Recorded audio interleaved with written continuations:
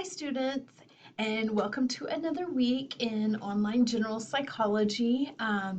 We are counting down the days. We are in the final stretch of the semester.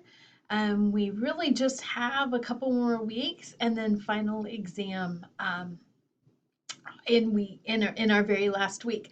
So I know you're doing a good job. I know how fatiguing this part of the semester is, but hang in there. We are really almost done. So this week, your module will teach you about Chapter 13, which is on social psychology. So the great thing about this chapter is that it is full of ideas and theories and case studies that have taught us about what is social psychology? Well, it's a study of how people think about and influence and relate to other people. So you're going to have many examples of real life situations throughout this chapter where you understand, that's why my behavior is influenced when I'm around this group of people. That's why people act that way when they're in class or what have you. So I think it's very eye-opening to take you on the journey of learning how, when we are individuals, which is the study of psychology, influenced by those who are around us, how we relate to them. So some of the major topics in this chapter, you'll go through a very famous case study known as the Bystander Effect. You'll look at something called attribution theory.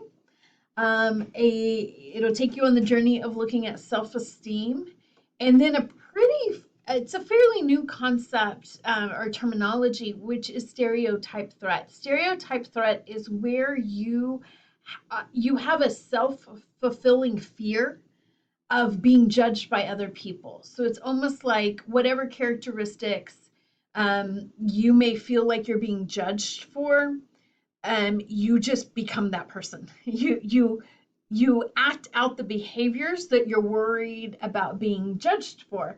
And that's what stereotype threat is. And so we see that happening with individuals. Well, you're already going to think that about me, so I might as well fulfill the role of the prejudice that may exist.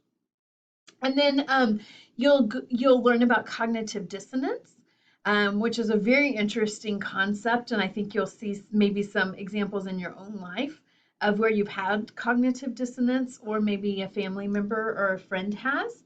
And then you'll look at aggression and conformity. We've talked a little bit about Stanley Milgram's study on conformity when I taught you about ethics way back at the beginning of the semester. But now you'll really look at those concepts of compliance, conforming, and the influence that somebody in the position of authority has on that behavior. And then you'll, in the chapter, towards the end, cover a heavy topic, which is prejudice and racism. So looking at what social psychology has to say about prejudice and racism, why it exists, some theories behind that behavior. So it's a lot in this chapter, but I think you'll find it very interesting. I think you'll find it helpful for understanding maybe your own behavior within groups of people, and then certainly how your behavior looks when you're in groups of people. So enjoy this chapter. As far as assignments this week, make sure you check out what you have in Connect. There's an interesting one. Well, of course, I think they're interesting, but on mate selection. So look at those assignments. And then, of course, your Chapter 13 post-test. There's no discussion for this week. I also just want to tell you that you're doing a good job. You really are doing very well on your assignments and discussion questions and so forth. So keep it up. We're almost there at the end. So have a great week. If you have any questions, do not hesitate to reach out to me.